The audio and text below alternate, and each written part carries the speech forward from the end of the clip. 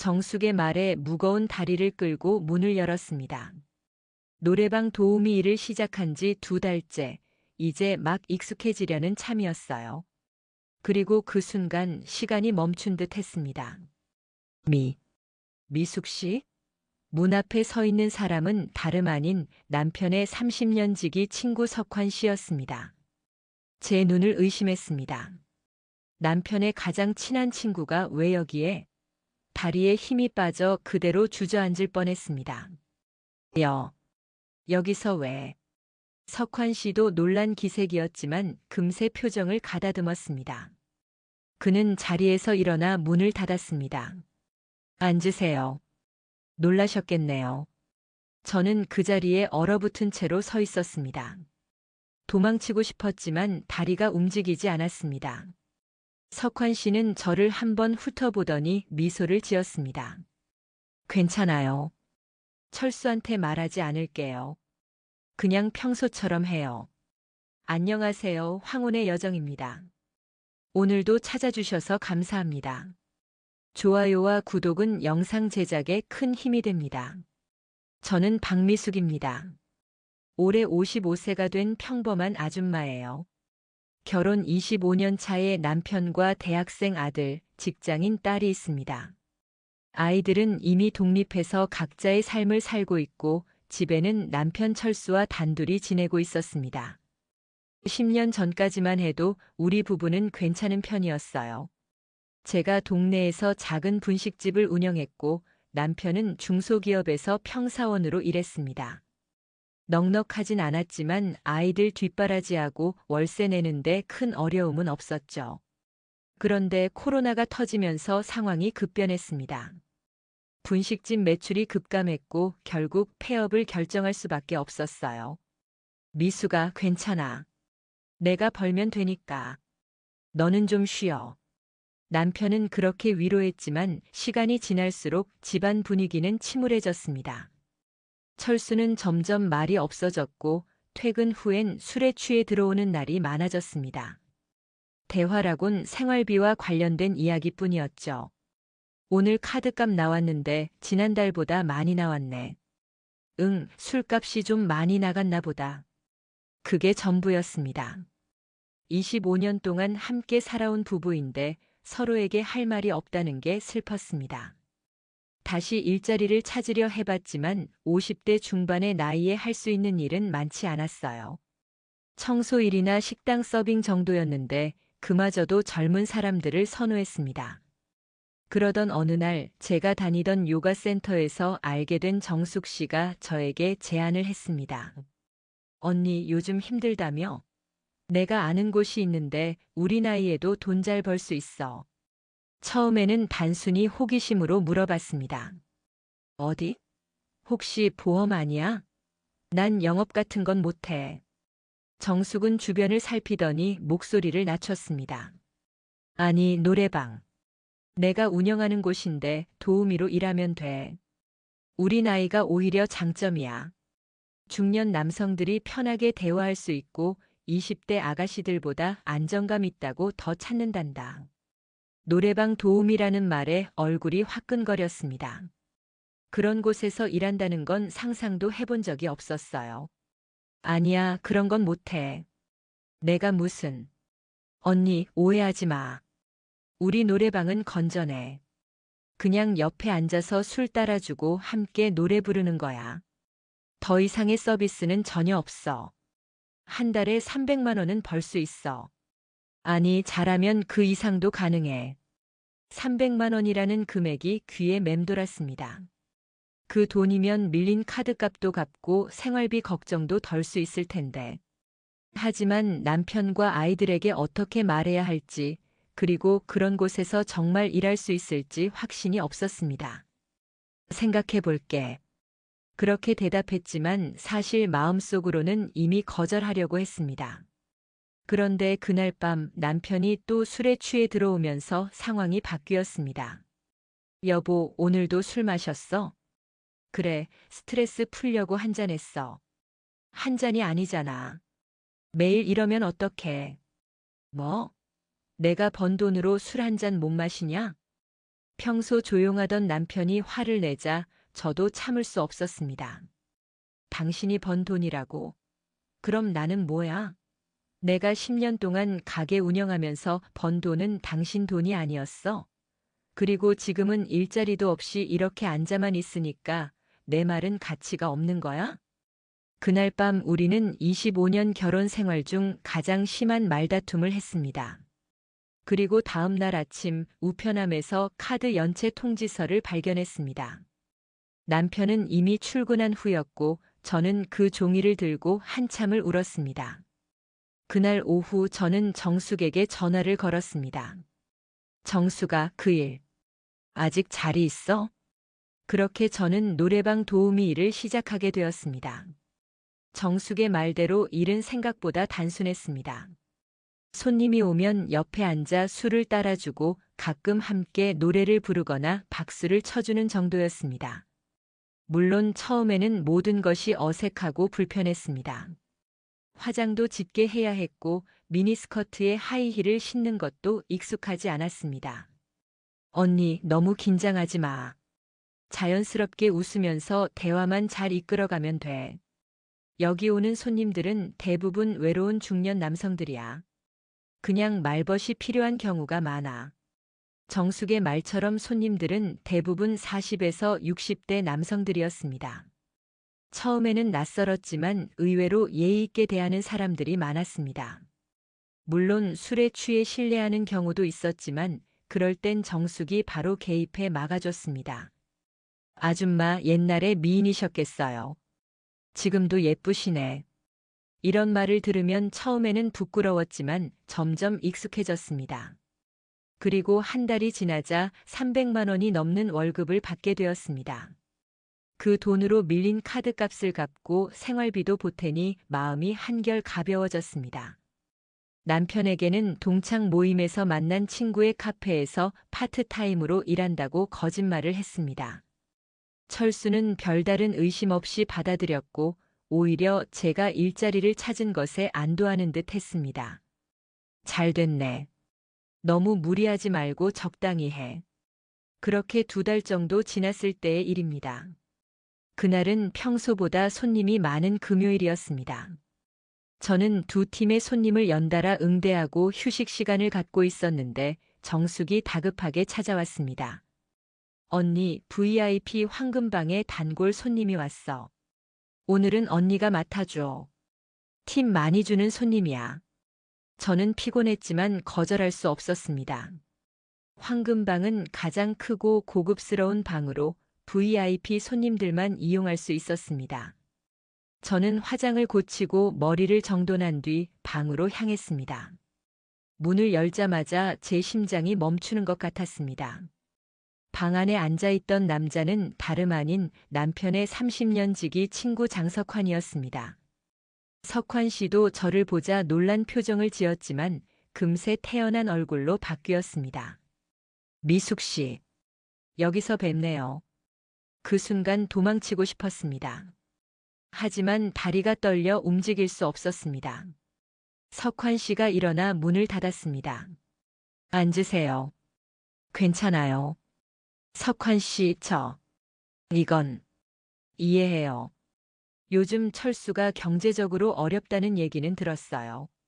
걱정 마세요. 철수한테 말하지 않을게요. 석환 씨의 말에 조금 안심이 되었지만 여전히 긴장이 풀리지 않았습니다.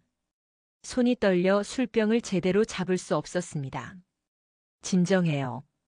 그냥 평소처럼 해요. 오늘은 술만 마시고 갈게요. 그날 밤 석환 씨는 정말 평범한 손님처럼 행동했습니다. 노래도 부르고 가벼운 대화를 나누다가 1시간 정도 후에 자리를 떴습니다. 나가면서 팁으로 10만 원을 놓고 갔습니다. 다음에 또 올게요. 그 말을 남기고 석환 씨는 떠났습니다. 저는 그 자리에 한참을 앉아 있었습니다. 이제 어떻게 해야 할까요? 일을 그만둬야 할까? 하지만 그렇게 되면 다시 경제적 어려움에 처하게 될 것이고, 게다가 석환 씨가 정말 남편에게 말하지 않을까? 결국 저는 일을 계속하기로 했습니다. 그리고 일주일 후 석환 씨는 다시 노래방을 찾아왔습니다.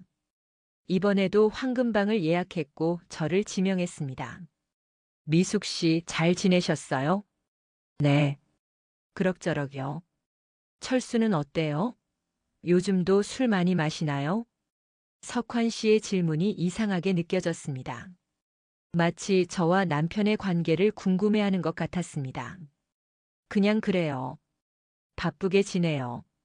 그렇군요. 철수가 요즘 힘들어 보이더라고요. 회사에서도 조기 퇴직 압박이 있다는 얘기를 들었어요. 조기 퇴직? 그런 이야기는 남편에게서 들은 적이 없었습니다. 남편은 단지 스트레스를 받고 있다고만 했지 구체적인 이유는 말하지 않았습니다. 정말요? 그런 말은 안 하던데. 아마 미숙 씨한테 걱정 끼치기 싫어서 말 안 했나 보네요. 남자들이 다 그렇죠. 석환 씨는 그날도 평범하게 술을 마시고 노래를 몇 곡 부르다가 자리를 떴습니다. 하지만 이번에는 나가면서 제 손을 잡았습니다.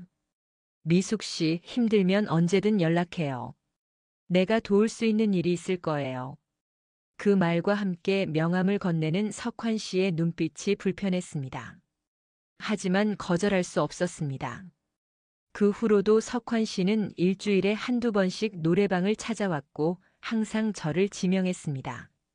처음에는 그저 술을 마시고 노래를 부르는 정도였지만 점점 대화의 내용이 사적으로 변해갔습니다. 미숙 씨는 여전히 아름다우시네요. 철수가 정말 행운아예요. 철수가 당신을 제대로 대해주지 않는 것 같아요. 요즘 많이 힘들죠? 이런 말들이 점점 잦아졌고 어느 날은 제 어깨를 쓰다듬기도 했습니다. 불편했지만 그가 남편에게 제 일을 알릴까 두려워 거부하지 못했습니다. 오늘은 회사 사람들이랑 2차로 와서 다른 방에 있어요. 미숙 씨가 우리 방에 와서 술 한 잔만 따라줄래요? 그날 석환 씨는 다른 방에 있던 회사 동료들과 함께 있었습니다. 저는 그의 부탁대로 잠시 방문을 열고 들어갔는데 그가 갑자기 제 허리를 감싸며 말했습니다. 여러분, 우리 철수 아내예요. 예쁘죠? 그 말에 방 안의 모든 시선이 저에게 쏟아졌습니다. 창피함과 분노가 동시에 치밀었지만 아무 말도 할 수 없었습니다. 그저 억지 웃음을 지으며 술을 따랐고 최대한 빨리 그 방을 빠져나왔습니다. 언니, 왜 그러시는 거예요? 안색이 안 좋아 보여요. 정숙이 걱정스럽게 물었지만 저는 그저 괜찮다고 대답했습니다. 그날 밤 집에 돌아와서 한참을 울었습니다. 더는 견딜 수 없을 것 같았습니다. 하지만 그만두면 어떡하죠? 우리 집 경제 상황은 여전히 어려웠고 남편은 여전히 말이 없었습니다. 다음 날 석환 씨에게서 문자가 왔습니다. 어제 실례했습니다. 미안해요. 오늘 저녁에 시간 되면 만나서 사과하고 싶습니다. 저는 답장하지 않았습니다. 하지만 그날 저녁 노래방에 출근하자 석환 씨가 이미 와 있었습니다. 미숙 씨, 어제 정말 미안해요. 술이 과해서 실수했어요. 괜찮습니다. 그냥 잊어주세요. 아니에요. 내가 진심으로 사과하고 싶어요. 사실, 난 항상 미숙 씨를 좋게 봐왔어요. 철수가 부러웠죠. 석환 씨의 말에 등골이 오싹했습니다. 그가 무슨 말을 하려는 건지 짐작이 갔습니다. 석환 씨, 저는 철수의 아내예요. 당신의 오랜 친구의 아내라고요. 알아요. 하지만 철수는 당신을 제대로 대해주지 않잖아요. 당신이 이런 데서 일하게 만들고, 그건 제가 선택한 일이에요. 남편은 모르는 일이고요. 그래요? 그럼 철수가 알게 되면 어떨까요? 그 말은 명백한 협박이었습니다. 저는 그 자리에서 일어나려 했지만 석환 씨가 제 손목을 잡았습니다. 앉아요. 이야기가 끝나지 않았어요. 그날 밤 석환 씨는 더 노골적으로 저에게 접근했고 저는 최대한 그의 요구를 거절하려 했습니다. 하지만 그가 남편에게 모든 것을 말하겠다는 협박에 완전히 거부하지도 못했습니다. 다음 주 금요일에 다시 올게요. 그때는 좀 더 편안한 자리에서 만나고 싶어요. 여기 말고. 석환 씨의 의도는 분명했습니다. 저는 그날 밤 잠을 이루지 못했습니다. 이대로 가면 안 된다는 것을 알았지만 어떻게 해야 할지 막막했습니다. 남편에게 모든 것을 고백해야 할까? 하지만 그러면 우리 결혼 생활은 어떻게 될까? 그리고 드디어 그날이 왔습니다. 금요일 저녁 노래방에 출근하자마자 정숙이 저를 불렀습니다. 언니, 오늘 황금방에 특별한 손님이 왔어. 장석환 씨인데 오늘은 친구도 데려왔대. 친구라고? 누구지? 불안한 마음으로 황금방 문을 열었습니다. 그리고 그 순간 제 다리에 힘이 빠졌습니다. 석환 씨 옆에 앉아있던 사람은 다름 아닌 제 남편 김철수였습니다. 여보? 남편의 얼굴은 충격과 분노로 일그러져 있었습니다. 석환 씨는 태연하게 웃으며 말했습니다. 철수야, 내가 말했잖아. 내 아내가 여기서 일하고 있다고. 미수가, 이게 무슨 짓이야? 남편의 목소리는 떨리고 있었습니다. 저는 그 자리에 주저앉아 울음을 터뜨렸습니다. 여보, 난 그냥 이 자식이 오늘 갑자기 찾아와서는 내가 노래방 도우미로 일한다는 거야. 처음엔 안 믿었지. 그래서 직접 데려온 거고. 이게 사실이야? 석환 씨는 만족스러운 표정으로 우리 부부의 모습을 지켜보고 있었습니다. 남편은 자리에서 일어나 석환의 멱살을 잡았습니다. 이 자식아, 너 언제부터 알고 있었어? 왜 이제야 말하는 거야? 야, 진정해. 나도 얼마 전에 우연히 알게 됐어. 근데 내가 모르는 것 같아서 고민하다가 오늘 말한 거야. 거짓말 마. 내가 여기 단골이라며? 내 아내를 보고도 계속 왔다고. 어떻게 그럴 수 있어? 석환 씨는 남편의 손을 뿌리치며 비웃었습니다. 그래, 난 여기 자주 와. 근데 내 아내도 날 보고 계속 일했잖아. 내가 강요한 것도 아니고. 남편은 석환의 얼굴에 주먹을 날렸습니다. 순식간에 방안이 아수라장이 되었고 정숙과 다른 직원들이 달려와 두 사람을 말렸습니다. 여기서 나가. 당장 나가. 정숙이 소리쳤고 남편은 제 손을 잡아 끌며 노래방을 빠져나왔습니다. 집으로 돌아오는 택시 안에서 우리는 아무 말도 하지 않았습니다.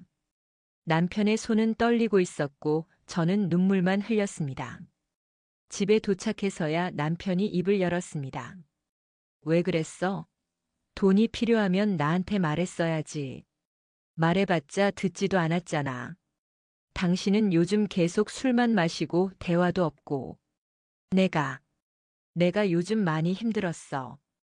회사에서 조기 퇴직 압박을 받고 있어서. 남편의 고백에 놀랐습니다. 그가 회사에서 어려움을 겪고 있다는 것을 몰랐습니다. 왜 말 안 했어? 자존심 상해서. 가장으로서 무능하다는 생각이 들어서 말 못했어. 그래서 더 술을 마셨고. 그날 밤 우리는 오랜만에 진심으로 대화했습니다. 저는 경제적 어려움 때문에 노래방 일을 시작하게 된 이유를 설명했고 남편은 회사에서의 상황을 털어놓았습니다. 그런데 석환이 어떻게 알았어? 석환 씨는 한 달 전쯤 우연히 노래방에 왔다가 저를 봤어요. 처음에는 그냥 비밀로 해주겠다고 했는데 점점 남편의 얼굴이 굳어졌습니다. 점점 뭐? 저한테 접근하기 시작했어요. 처음에는 그냥 대화하고 술 마시는 정도였는데 나중에는 다른 요구를 하기 시작했어요. 그 자식이 너한테 뭐라고 했어? 같이 나가자고. 그리고 거절하면 당신에게 말하겠다고 협박했어요. 남편의 눈에서 분노가 치솟았습니다. 그 자식, 30년 친구였는데 어떻게 이럴 수 있지? 여보, 미안해요. 내가 당신 몰래 일한 것도 석환 씨 때문에 이런 상황이 된 것도. 남편은 한숨을 깊게 내쉬었습니다. 아니야. 내 잘못이야. 내가 더 대화했어야 했고 우리 상황을 숨기지 말았어야 했어. 내가 이런 선택을 할 수밖에 없게 만든 건 나야. 그날 밤 우리는 많은 이야기를 나눴습니다. 서로의 마음을 터놓고 앞으로 어떻게 해야 할지 고민했습니다. 다음 날 아침 남편은 일찍 일어나 어디론가 나갔습니다. 저는 불안한 마음으로 기다렸고 몇 시간 후 남편이 돌아왔습니다. 어디 갔다 왔어? 석환이 만나고 왔어. 뭐라고 했어? 처음엔 변명했어. 그냥 우연히 너를 봤고 내가 어려우니까 도와준 것뿐이라고. 하지만 내가 계속 추궁하자 결국 인정했어. 사실은 항상 나를 질투했다고. 사업은 잘 됐지만 가정은 엉망이고 너 같은 아내가 있는 내가 항상 부러웠다는 거야. 그리고 나한테 너에 대한 이상한 감정이 있었다고 고백했어. 남편의 말에 소름이 돋았습니다. 석환 씨가 저를 그런 식으로 바라보고 있었다니. 그래서 어떻게 됐어? 확실하게 말했어. 우리 인연은 여기까지라고. 다시는 우리 앞에 나타나지 말라고. 남편은 제 손을 꼭 잡았습니다. 미수가, 우리 다시 시작하자. 내가 노력할게.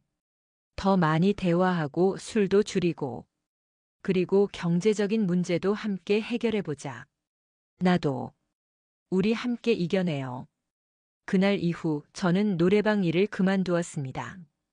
정숙에게 사정을 설명하고 마지막 월급을 받았습니다.